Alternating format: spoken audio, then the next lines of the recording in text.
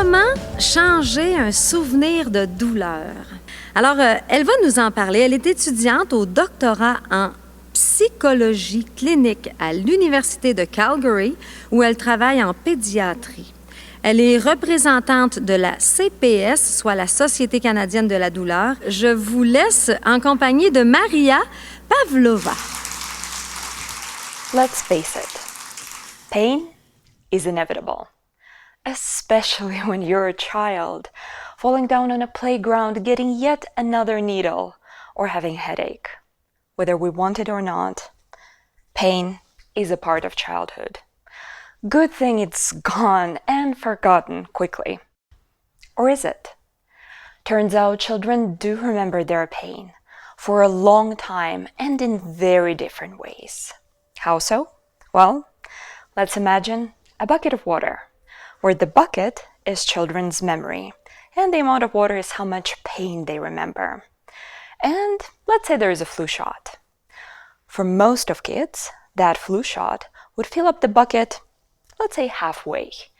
And importantly, it will stay that way. Those kids have accurate memories of their past pain. Some kids have leaky buckets. With time, there's less pain and less fear that they remember. This is a positive memory of past pain. That's exactly what we want. But for 1 in every 4 children, the bucket is overflowing. Those kids remember more pain and more fear compared to the initial experience. So, it's no wonder that when there is a next flu shot, those kids will be more scared and will actually feel more pain. It's unsettling to realize just how much power our memories hold over our future. And it is hopeful because we can change our memories. Remembering anything is not like flipping through a box of old photos.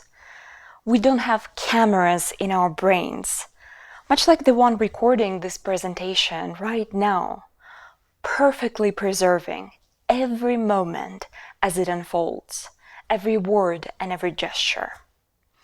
Remembering anything is an act of creation and recreation. What our brains store is only a core memory, the crux, the essence, the heart of what happened, its most salient piece. When we recall a memory, either in our heads or when talking to someone, well, actually, especially when talking to someone, or as we say, reminiscing, we can elaborate on that memory. We can embellish it with little details. We can remove or add things. We can create patterns and stories. We can make sense of what happened and why it happened. In crafting the tapestries of our past, we're changing our memories. But what about kids? Who can change their memories? The answer, as you probably have guessed already, parents. Decades of developmental research have demonstrated that the way parents and children talk or reminisce about the past influences how children remember the past. The more little contextual details that children tend to forget the parent can bring into the conversation, the more engaging and supportive of their child the parent can be, the better. That is, more accurately, that child can remember the past experiences. And past painful experiences is not an exception. Yet, when parents and children come to our lab, I sit them down and I ask them, now, I want you to talk about a past painful experience as normally as you usually would in your living room.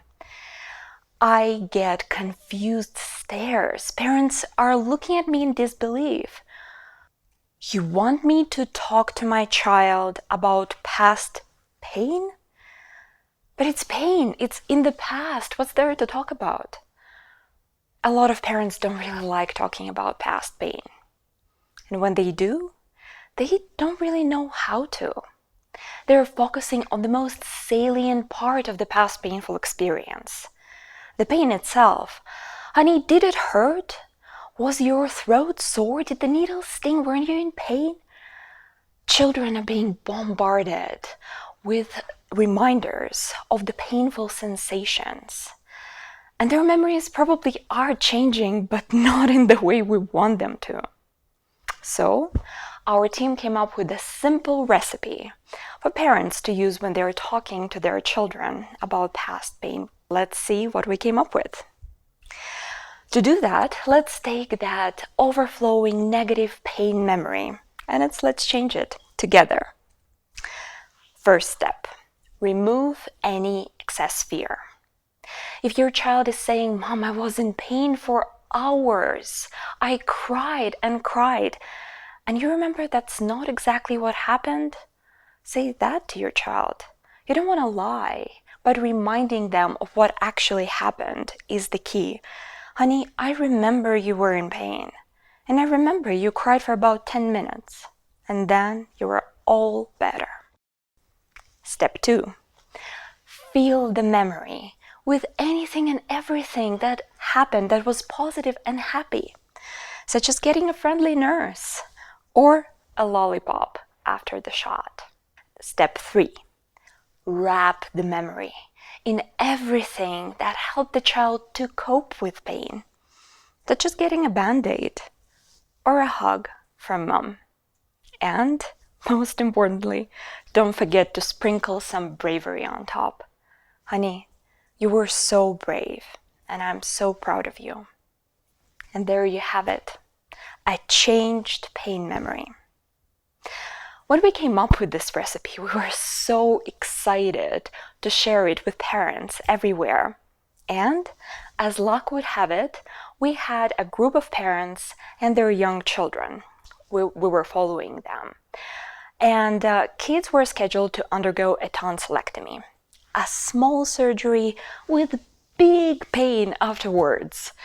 If you don't have your tonsils, you know exactly what I'm talking about. So have the parents use the recipe when they were talking to their kids about the tonsillectomy and post-surgical pain, and the other half talk to their kids about the surgery as normally as they would. And 1 week later, the kids whose parents used the recipe remembered less pain. Whether or not this recipe will help the kids to deal with future pain, to cope better and be less afraid, well, that's a fascinating question that we're examining right now. So stay tuned for the results.